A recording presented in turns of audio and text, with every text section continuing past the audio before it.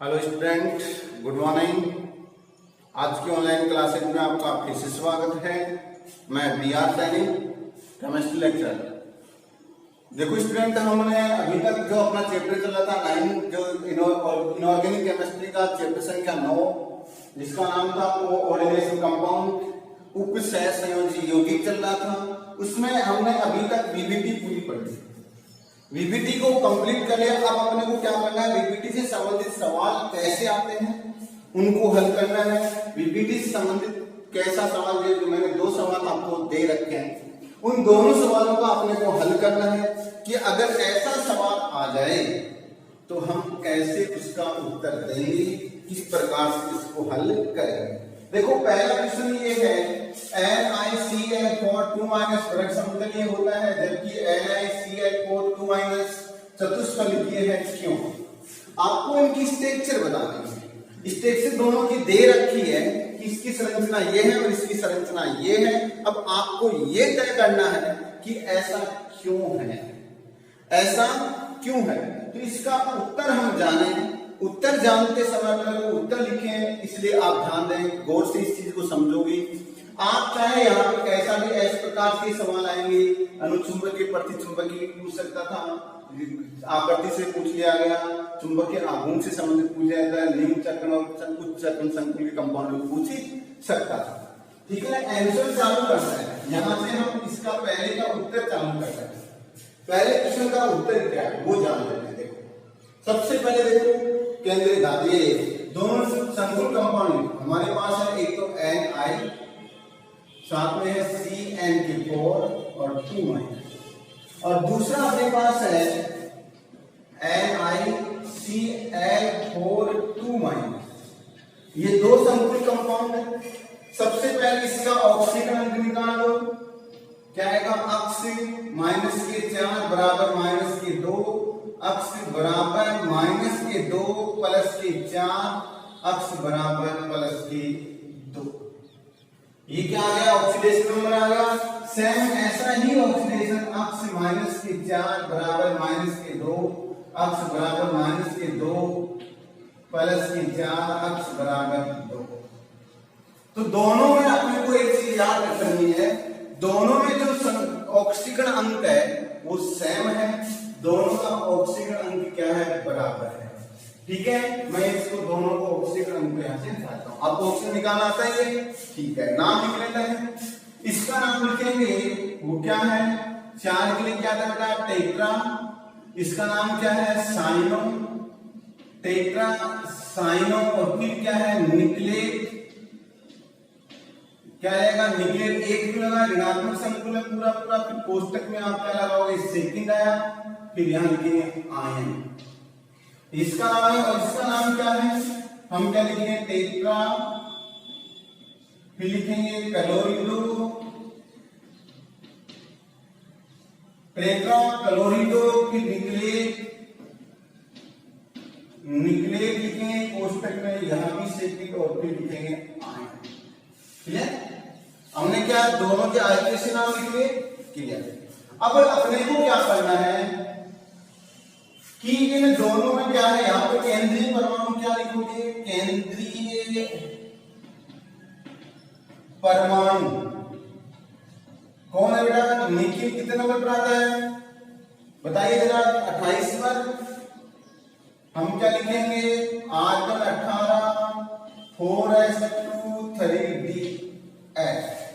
निखिल का जो परमाणु क्रमांक है वो क्या आता है, 28 आता है, और इसका इलेक्ट्रॉनिक विन्यास ये। अब आप इसमें देखो ऑक्सीजन क्या है, निखिल का ऑक्सीकरण अंक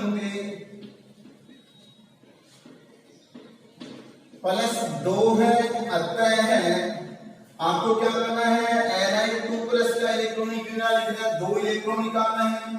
तो हम क्या लिखेंगे, बाहरी कोश के दोनों इलेक्ट्रॉन क्या आ जाएंगे, चले जाएंगे, और ये इसका क्या रहेगा, इलेक्ट्रॉनिक विन्यास। आप क्या लिखोगे, 3D। पहले बनाओगे क्या, 3D बना लो,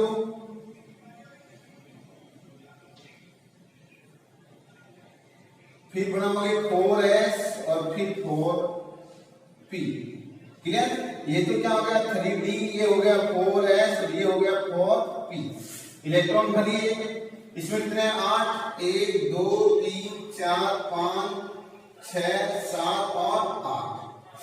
s में 0, p में खाली है। ठीक है, अब ये देखो जरा लिगेंड की प्रकृति कैसी है। आप क्या लिखोगे संकुल में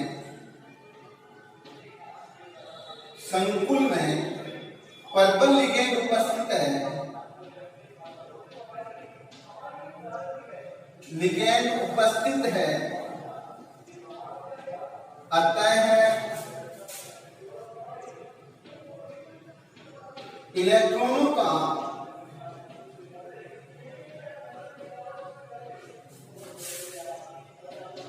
युग्मन होता है, यानी हुंड नियम की पालना नहीं होगी। युग्मन हो रहा है, इसमें हुंड नियम की पालना नहीं होगी। आप क्या लिखोगे Ni2+, यहां लिख देना आर्गन 18, 4s0, 3d8, ये तो हो गया d, ये हो गया s और ये हो गया p। p में 3 और d में कितने हो गए बेटा 5। आप क्या लिखोगे, ये तो 3d, ये 4s और ये 4p। d में कितने बोलोगे 8, 1 2 3 4 5 6 7 8 बोले। क्लियर? अब देखो लिगेंड कितने बेटा समरूप श्रृंखला लिगेंड होती है कितने 4। आपको 4 कक्षक खाली चाहिए। कितने कक्षक खाली चाहिए 4। ये 1 2 3 4, यहां से लेकर यहां तक के कक्षक आपने खाली करवा लिए। तो खाली करा तो कौन सा, एक तो d का हुआ, एक s का हुआ और p के कितने में 2। तो संकरण क्या हो गया, संकरण क्या लिखेंगे dsp2। और संकरण dsp2 है, इसलिए इसकी आकृति कैसी है, वर्ग समतली। तो आकृति लिखना चाहोगे तो क्या लिखोगे, आकृति कैसी है, वर्ग समतलीय। क्लियर? तो अब अपना इतना इसका भाग ये कंप्लीट हो गया। इसमें आपको क्या करना था, लिगेंड कैसा है, पर्पल लिगेंड है। पर्पल लिगेंड इसलिए क्या हो गया, इलेक्ट्रॉनों का युग्मन होगा, इलेक्ट्रॉनों का युग्मन होगा और इलेक्ट्रॉन युग्मन होगा तो हुंड नियम की पालना नहीं होगी। हुंड नियम की पालना नहीं, एक कक्षक खाली मिलेगा। तो d एक, यानी आपको 4 कक्षक खाली चाहिए, एक तो d का हो गया, एक s का हो गया और 2 किसके हो गए, p के हो गए। तो संकरण हो गया dsp2 संकरण। और हमने पीछे जब नियम पढ़ रहे थे वहां पर जब ये संकरण आया था आकृति कैसी थी, वर्ग समतलीय थी। तो आप इसका उत्तर दोगे क्योंकि उसका संकरण सूत्र कैसा है, dsp2 संकरण, इसलिए उसकी आकृति कैसी होगी, वर्ग समतलीय। सेम इसी प्रकार इसकी बात कर लो। अब इसमें आप क्या कहोगे, यहां तक तो सेम रहेगा क्योंकि सेम है, न्यूक्लिक 2+ में सभी सारे यहां तक सब। लेकिन यहां देखो हेलोजन आ गया, हेलोजन आते ही क्या कहोगे, लिगेंड दुर्बल प्रकृति का है। कैसा हो जाएगा लिगेंड दुर्बल, आप क्या कहोगे, सारी बातें सेम लिखोगे। तो आप यहां लिखोगे, हम बात करते हैं एक एक चीज को हम लिखते हैं। ये तो इसको हटा देता हूं और यहां हम इसका नाम लिख देता हूं, यहां लिख रहा हूं टेट्रा क्लोरिडो, टेट्रा क्लोरिडो निक्लेट सेकंड आयन। इसका क्या हो गया, नाम हो गया। ठीक है, अब इसका क्या है, केंद्रीय धातु परमाणु की बात करना। केंद्रीय धातु परमाणु, इसमें कुछ नहीं करना, सेम उसी की नकल करनी है। आपको क्या करना है, Ni है कितने पर 28, तो आप क्या लिखोगे, argon 18, 4s0, 3d8, sorry 4s2 और 3d8। क्लियर? ये बात हो गई आप तक। अब आपके पास लिखिंग की कंडीशन में आप लिखोगे Ni की ऑक्सीकरण अवस्था, Ni का ऑक्सीकरण अंक, ऑक्सीकरण अंक +2 है, अतः Ni2+ का इलेक्ट्रॉन निकालो। Ni2+ बराबर क्या रहेगा, argon 18, 4s0, 3d8, 2 electron s वाले चले जाएंगे। अब इसके बाद में इसके कक्षक बना लो, ये तो d का हो गया, ये s का हो गया और ये क्या हो गया, p का हो गया।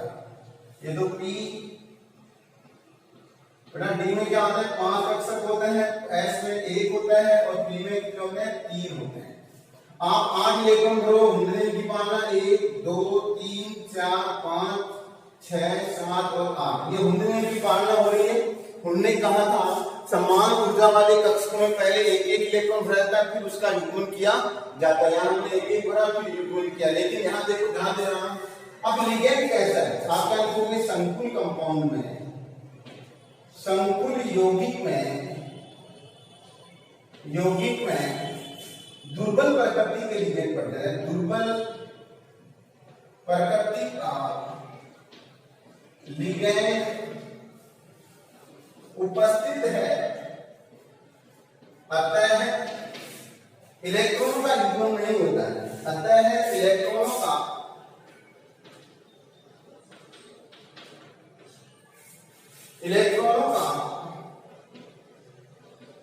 युग्मन नहीं होता है।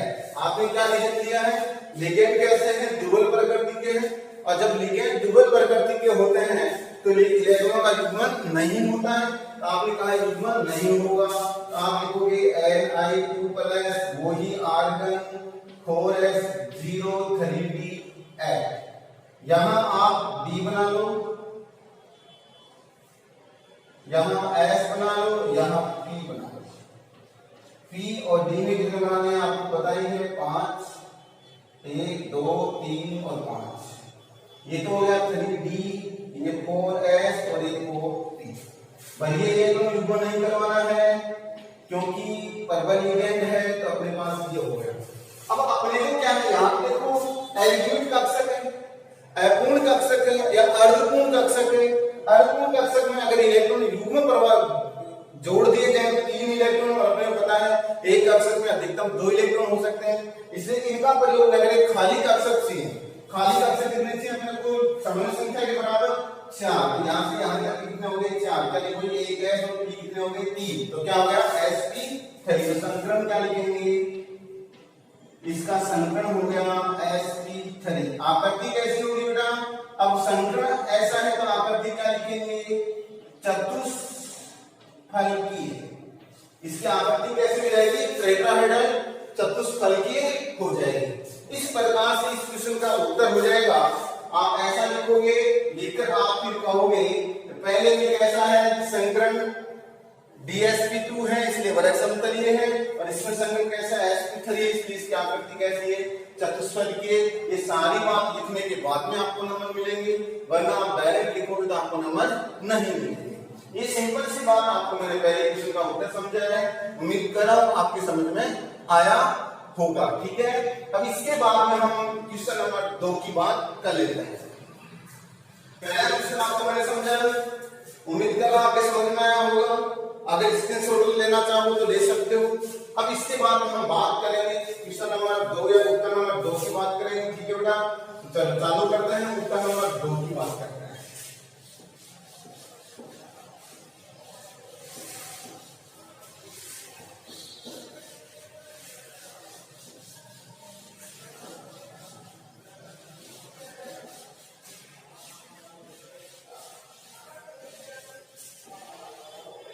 देखो दूसरा क्वेश्चन क्या है वो पढ़े।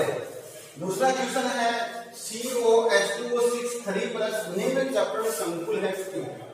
आपको ये बताना है निम्न चक्रण संकुल है क्यों, तो इसका उत्तर जाना है। तब उत्तर जाना तो हम क्या करेंगे, इसका आंसर चालू करते हैं। सबसे पहले हम बात करेंगे आंसर में कि अपने पास क्या लिख रहा है, हम लिखेंगे ANS। चालू करें, पहला लिखेंगे संकुल कंपाउंड COH2O6 3+। क्लियर। अब इसका ऑक्सीजन अंक अपने को निकालने की जरूरत नहीं है क्योंकि उदासीन है, उदासीन हो गया 0 और ऊपर 3+ है, बराबर क्या जाएगा 3, तो ऑक्सीजन कितना है 3+ है। ठीक है, इसका नाम लिखो। 6 के लिए क्या आएगा, लिखेंगे हेक्सा, और जल को क्या बोलते हैं एक्वा, तो क्या हो गया हेक्सा एक्वा कोबाल्ट। CO का नाम क्या है कोबाल्ट। फिर कोष्टक लगाएंगे और लिखेंगे थर्ड, और फिर आगे लिख देंगे आयन। ये इसका क्या है नाम है, आईपीएससी नाम। बेटा आपको आईपीएससी नाम आने चाहिए हर हाल में। ठीक है, इसके बाद में हम बात करें, चलो बात करते हैं। केंद्रीय परमाणु,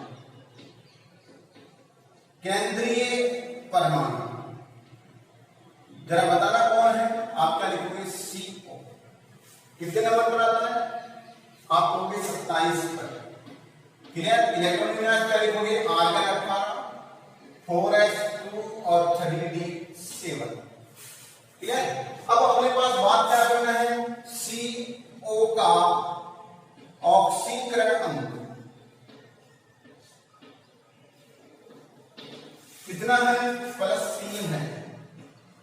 अतः है क्या लिखोगे, अतः CO3 प्लस का इलेक्ट्रॉनिक विन्यास लिखना है तो आप क्या लिखोगे, आर्गन 18, 4s0, 3d6, क्योंकि 2 तो ये बाहर हो गए और एक यहाँ का 3 हो गए, 3 प्लस का 3 इलेक्ट्रॉन त्यागना है और 3 इलेक्ट्रॉन त्यागने के बाद में क्या हो गया, इलेक्ट्रॉन ये अपने पास शेष बच गया। ठीक है। अब आप क्या लिखोगे, 3d।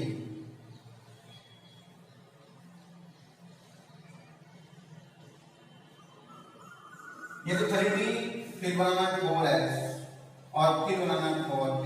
जरूरत पड़ी तो dp, लेकिन ये डी काम आया था, आगे वाला नहीं आएगा। ठीक है। देखो अब अपने को बात क्या करनी है, इलेक्ट्रॉन भरिए। इलेक्ट्रॉन कितने बनने हैं, 6, 1 2 3 4 5 और 6। ठीक है, 6 इलेक्ट्रॉन भर दिए। इसमें 3d में ये कौन सा है, 4s और ये कौन सा है, 4p। एक तो कौन सा है, 3d है, एक कौन सा है, 4s है और एक कौन सा है, 4p है। तीनों में आपने क्या भर दिए, यानी तीनों आपने दर्शा दिए और इस 3d में जितने इलेक्ट्रॉन थे उतने आपने भर दिए। अब इसके बाद आपको ये देखना है लिगेंड की प्रकृति जाननी है। तो संकुल में आप क्या लिखोगे, संकुल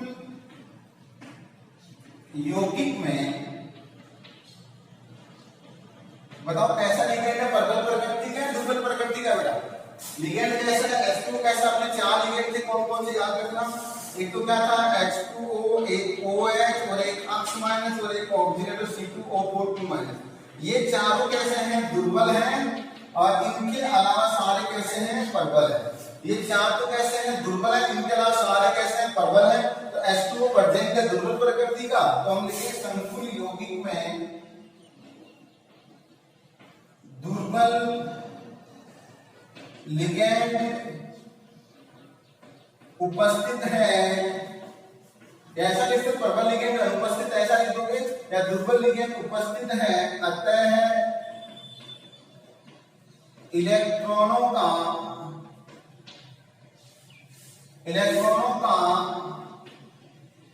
युग्मन नहीं होता है। इलेक्ट्रॉन क्या होगा, युग्मन नहीं होगा। तो आप क्या लिखोगे, CO3 प्लस क्या लिखोगे, आर्गन 4s0 3d6।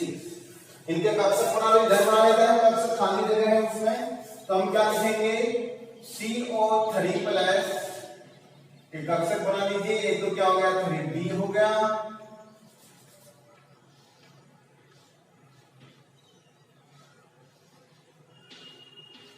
ये हो गया 4s और ये हो गया 4p। ये तो हो गया 3d, ये 4s और ये 4p। ठीक है।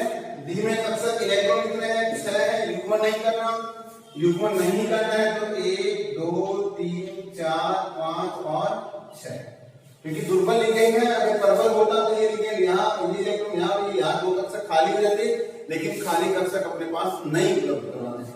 अब लिगेंड कितने जोड़े, 6 आपको चाहिए, 1 2 3 4 4d। क्लियर। तो अब अपने पास क्या कहेंगे हम, ये लिगेंड कौन से अपने पास,